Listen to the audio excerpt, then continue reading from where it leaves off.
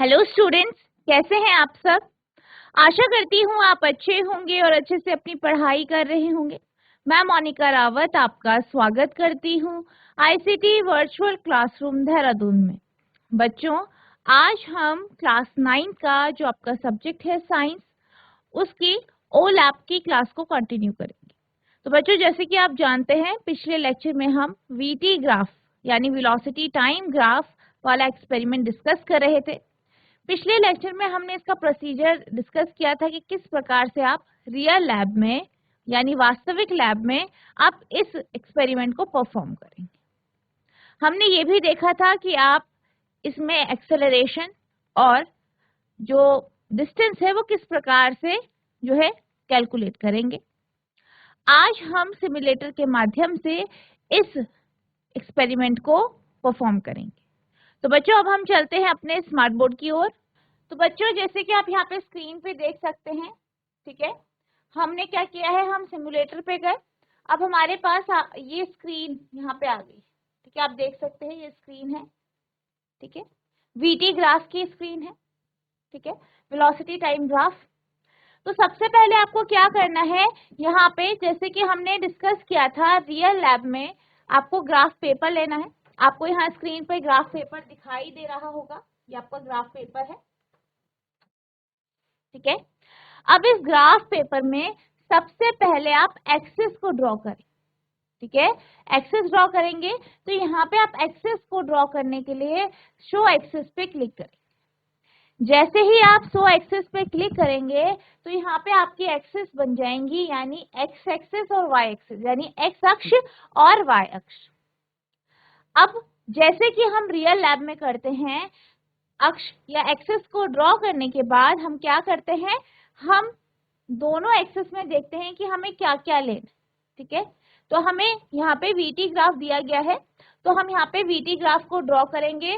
और कन्वेंशनली या पारंपरिक तौर पर हमने ये डिस्कस किया था कि आप क्या करते हैं, आप जो है वाई एक्सिस पर वेलोसिटी और एक्स एक्सिस पर टाइम लेते, ठीक है।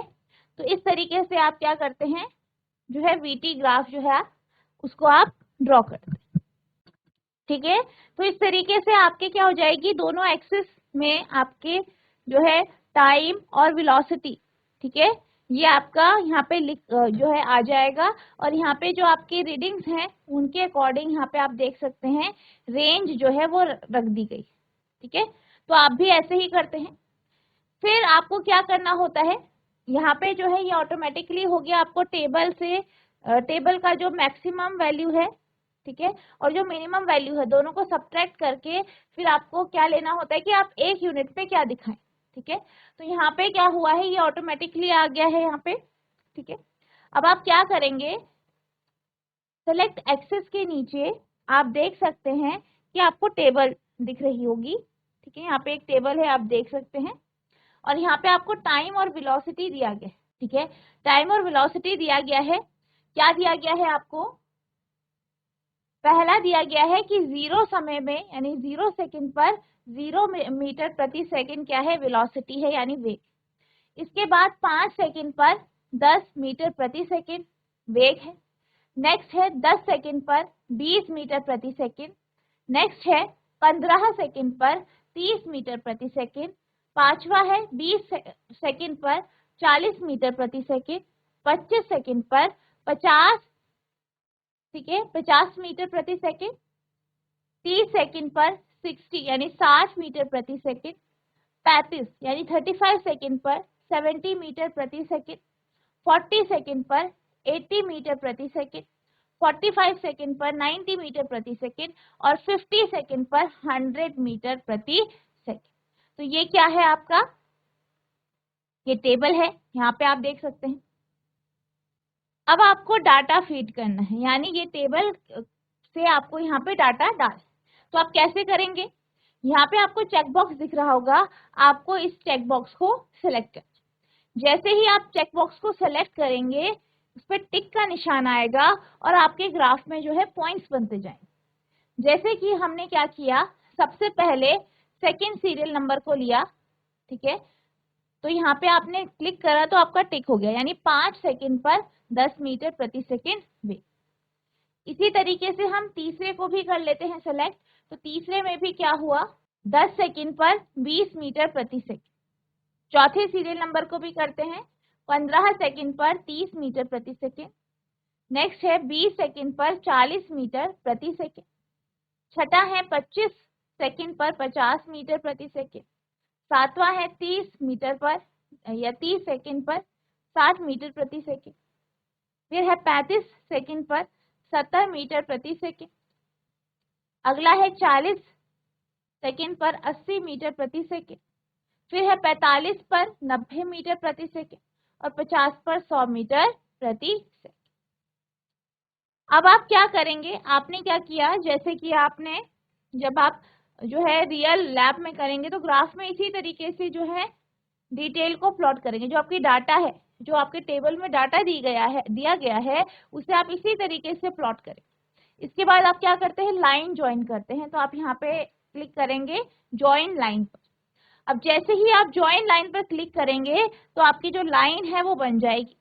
अब आप देख सकते हैं कि जो ये लाइन है वो कैसी है, सीधी है, ठीक है, इसका एक स्लोप है, यानी यहाँ पे आपके पास कैसा मोशन है, यूनिफॉर्मली एक्सेलरेटेड मोशन, ठीक है, यानी एक समान त्वरित गति। अब हम क्या करते हैं, नीचे आपका शो कोऑर्डिनेट लिखा है, आप इस पे क्लिक करेंगे ताकि आपके कोऑर्डिनेट शो, यानी जो आपने पॉइंट्स बनाए हैं उनके कोऑर्डिनेट्स आपको शो हो, यानी एक्स एक्सिस और वाई एक्सिस पे आपने कौन कौन सा पॉइंट लिया है वो आपको ये पॉइंट दर्शाएंगे, ठीक है। तो उससे पहले आपको क्या दिए गए हैं, यहाँ पे कुछ क्वेश्चंस दिए गए हैं, इन्हें आपको सॉल्व करना। तो आपका पहला क्वेश्चन है, identify the quantity defined as the ratio of vertical change in y-axis between 2 points on the graph to the horizontal change in x-axis between the same 2 points। यानी यहाँ पे आपसे ये पूछा गया है कि आपको उस राशि को पहचानना है जो कि वर्टिकल चेंज में, वर्टिकल चेंज यानी कि y-axis, y-axis पे जो चेंज हो रहा है उसका रेशियो x एक्सिस पे जो क्वांटिटी चेंज हो रही है उसके बराबर, ठीक है। तो यहाँ पे y और x एक्सिस का बताया गया है। तो जैसे कि आप यहाँ पे देख सकते हैं, यहाँ पे हम VT ग्राफ बना रहे हैं। तो ये क्या है, आपका ओरिजिन है जिसे आप O से रिप्रेजेंट करते हैं, ये x अक्ष है और ये y अक्ष। OX जो एक्सिस है ये आपको समय दर्शाता है यानी टाइम, और OY एक्सिस आपको यहाँ पे क्या दर्शा रहा है, वेलोसिटी यानी वेग। तो यहाँ पे आपका जो OX एक्सिस है वो समय को दर्शा रहा है और OY एक्सिस आपका वेलोसिटी को दर्शा रहा है। अब आपसे क्या कहा गया है, आपसे ये कहा गया है कि X एक्सिस में जो चेंजेस आ रहे हैं और Y एक्सिस में चेंजेस आ रहे हैं, ठीक है। अब अगर हम बात करें कि Y एक्सिस में जो बदलाव आ रहे हैं उसका अनुपात अगर हम X एक्सिस के बदलाव के साथ लें तो वो क्या होगा, यानी बेसिकली क्या बोला जा रहा है, अगर हम चेंज को डेल V लें, ठीक है, या आप इसको इस तरीके से ले सकते हैं dV, और इसी तरीके से समय में जो चेंजेस आ रहे हैं उसे dt ले। तो आपसे पूछा गया है कि dV बाई dt कौन सी फिजिकल क्वांटिटी होती, ठीक है। तो यहाँ पे जो dV बाई dt है या चेंजेस जो आ रहे हैं वो आप जो है इस तरीके से भी शो कर सकते हैं, या हम इसको इस तरीके से बता सकते हैं कि ये क्या हो रहा है, चेंजेस आ रहे हैं। और अगर हम ग्राफ में देखें तो ग्राफ में किस तरीके से चेंजेस आ रहे हैं, तो ये आपका ग्राफ है। तो अगर हम यहाँ से लाइन खींचे इस तरीके से तो ये बिंदु आया, यहाँ पे ये बिंदु आया, ठीक है, ये आपका टाइम में डिफरेंस आया। तो इन दो बिंदुओं के बीच में, ठीक है, ये जो है ये आपका किसको दर्शा रहा है, वेग में परिवर्तन, ये समय में परिवर्तन, और इसका जो कोऑर्डिनेट है वो यहाँ पे इस लाइन को में क्या शो कर रहा है, स्लोप को। क्या शो कर रहा है इस लाइन में, स्लोप। तो यहाँ पे जो आपसे क्वेश्चन पूछा गया है, आपसे ये कहा गया है identify the quantity defined as the ratio of vertical change यानी change in y axis between 2 point on the graph to the horizontal change in x axis between the same 2 point, यानी कि जो दो बिंदु है उनमें एक्स एक्सिस में y axis में चेंजेस और एक्स एक्सिस में जो चेंजेस हो रहे हैं, जो एक्स अक्ष और वाई अक्ष में जो बदलाव हो रहे हैं, ठीक है, उनका अनुपात यानी वाई एक्सिस के बदलाव और एक्स एक्सिस के बदलाव के बीच का जो अनुपात है उसे क्या कहा जाता है? तो बेसिकली वो आपको क्या दर्शाता है? स्लोप को दर्शाता है और यही आपको एक्सेलरेशन देता है। ठीक, नेक्स्ट आपका क्वेश्चन है the change in velocity over time, over change in time is referred as, यानी वेलोसिटी में बदलाव किसके साथ? समय के साथ। समय के साथ वेग में जो परिवर्तन है उसके बारे में आपसे बोला गया है। ठीक है, यानी क्या हो रहा है? वेलोसिटी में बदलाव आ रहा है समय के साथ। तो आप ये जानते हैं कि आपसे क्या कहा गया है? Change in velocity upon change in time, यानी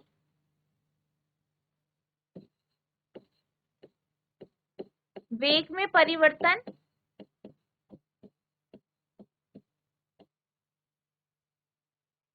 बटा समय में परिवर्तन। तो ये क्या दर्शाता है आपको? ये आपको जो है एक्सेलरेशन को दर्शाता है। क्या आप जानते हैं एक्सेलरेशन का यही फॉर्मूला होता है, change in velocity upon change in time, यानी वेग में परिवर्तन बटा समय में परिवर्तन, जिसे आप क्या कहते हैं? त्वरण कहते हैं। तो इसका जो आंसर होगा वो आपका जो होगा एक्सेलरेशन हो। ठीक है, यानी त्वरण। अब आप देख सकते हैं यहाँ पे आपके जो है सारे जो पॉइंट्स जो आपने लिए हैं उनके कोऑर्डिनेट्स आपको दिखाई दे रहे हैं।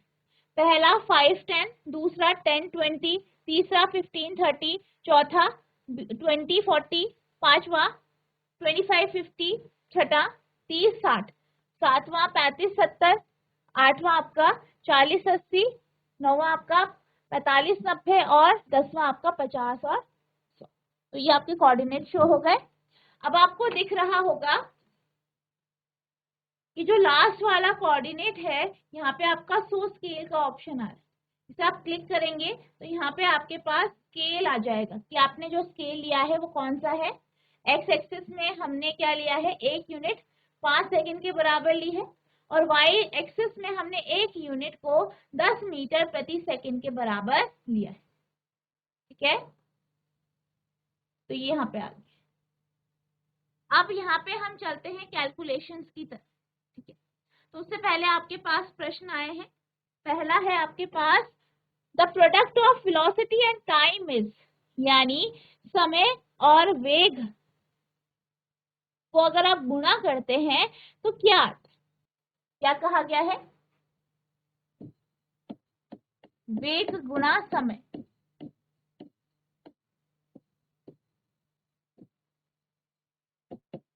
वेलोसिटी इनटू टाइम क्या दर्शाता है? वेग के साथ अगर समय को गुणा कर दिया जाए तो आपको क्या मिलता है? डिस्प्लेसमेंट,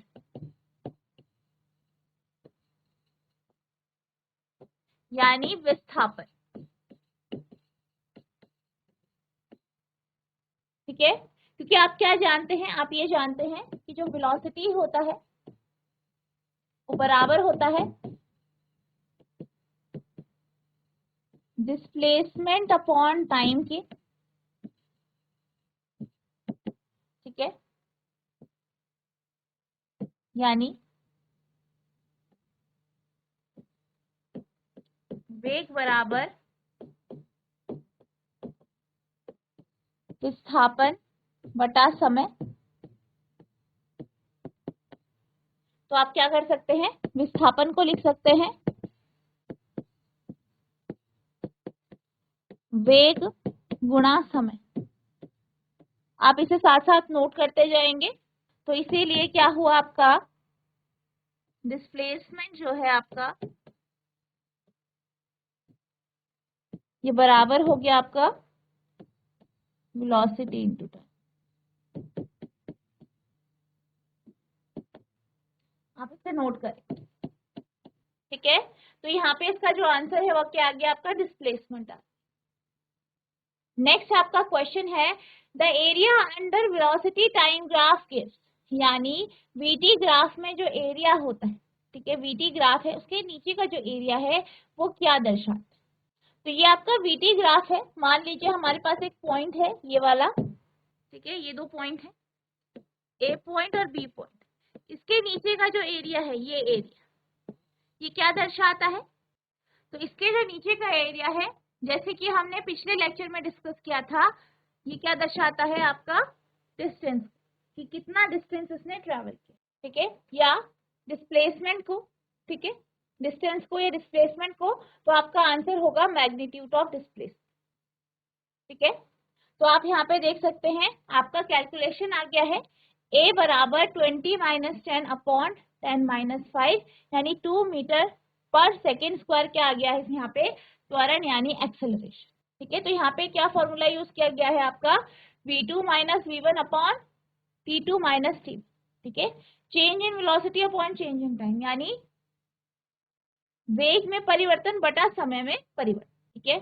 आप इसे खुद भी कैलकुलेट कर सकते हैं। ये दो आपके पॉइंट्स हैं, ये जो पहला पॉइंट है ये इसके कोऑर्डिनेट है 5, 10। तो 5 क्या है आपका टाइम है यानी t1, t1 क्या है आपका 5 सेकेंड, t2 कितना है आपका, t2 आप देख सकते हैं 10 है, 10 सेकेंड 10 सेकेंड, ठीक है। अब वेलोसिटी की बात करें तो वेलोसिटी आपका क्या है, तो यहाँ पे जैसे कि आप देख सकते हैं y एक्सिस पे क्या है 10 मीटर प्रति सेकंड और 20 मीटर प्रति सेकंड। v1 है 10 मीटर प्रति सेकंड और v2 है 20 मीटर प्रति सेकंड। तो आपका जो एक्सेलरेशन होता है, त्वरण जो होता है, ये है आपका v2 minus v1 upon t2 minus t1। v2 कितना है 20, v1 10, t2 कितना है 10, t1 5, 10/5, ठीक है, 10/5 कितना आया 2 मीटर प्रति सेकेंड। तो ये आपका एक्सेलरेशन आ गया। इस तरीके से ये एक्सेलरेशन निकाला गया है, यानी त्वरण निकाला,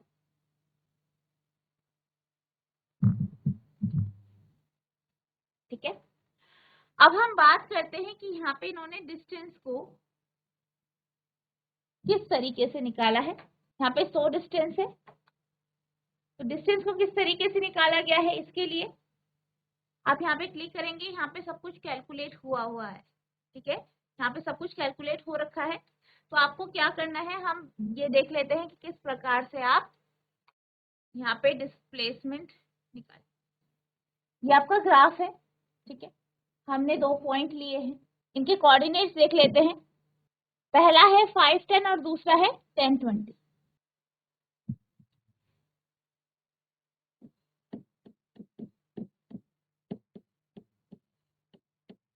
ठीक है, आप क्या करेंगे, यहाँ से एक लाइन खींचेंगे और आप ये जानते हैं ये क्या दर्शा रहा है आपको 10 मीटर प्रति सेकेंड, ये 20 मीटर प्रति सेकेंड, और ये जो लाइन है ये दर्शा रही है आपको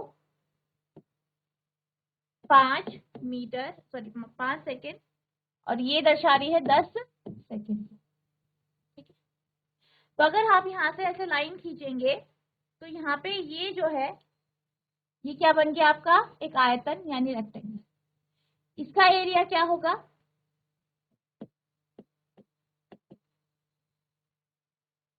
ये रेक्टेंगल का एरिया क्या होगा,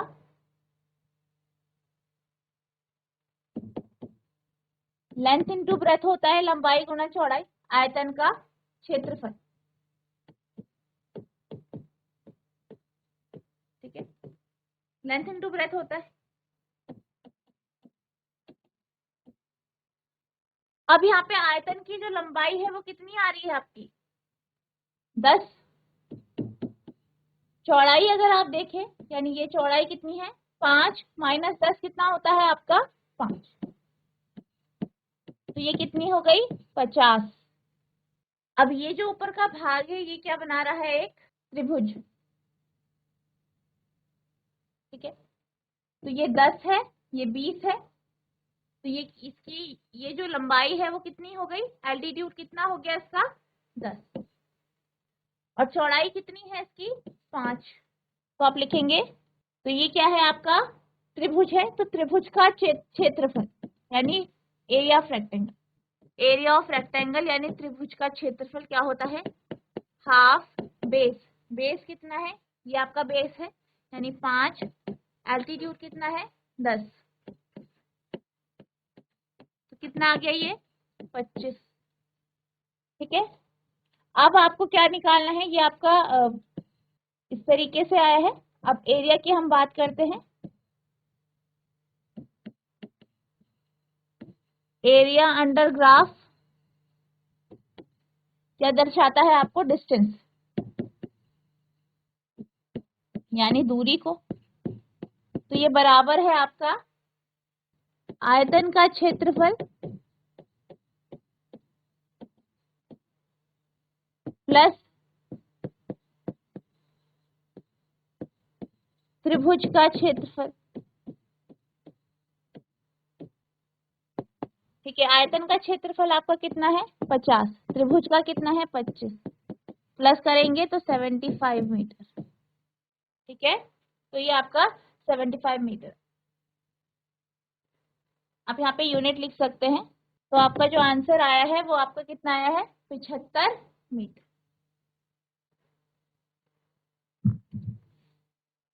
इसको आप ब्लॉक्स को भी काउंट करके कर सकते हैं, ठीक है, और इस तरीके से भी कर सकते हैं। तो इस तरीके से आपकी जो है डिस्टेंस यानी दूरी आ गई 75 मीटर। इसी तरीके से आपको जो है इसको सॉल्व करना है। ठीक है, आई होप आपको ये एक्सपेरिमेंट समझ में आया होगा। तो बच्चों मैं आशा करती हूँ कि जो आज मैंने आपको एक्सपेरिमेंट कराया है ये आपको समझ में आ गया होगा, आपने इसे ध्यानपूर्वक समझा होगा। आपको क्या करना है, अपने आप आपको लैब खोलना है और इस एक्सपेरिमेंट को करने की कोशिश करनी है। ठीक है, अगर आपके मन में कोई भी डाउट उठता है तो आप नेक्स्ट लेक्चर में पूछ सकते हैं, और नेक्स्ट लेक्चर में हम जो है आपका जो नेक्स्ट एक्सपेरिमेंट है उसे स्टार्ट करेंगे। तो बच्चों आज के लिए बस इतना ही, मिलते हैं अब नेक्स्ट सेशन में, तब तक के लिए thank you and have a nice day.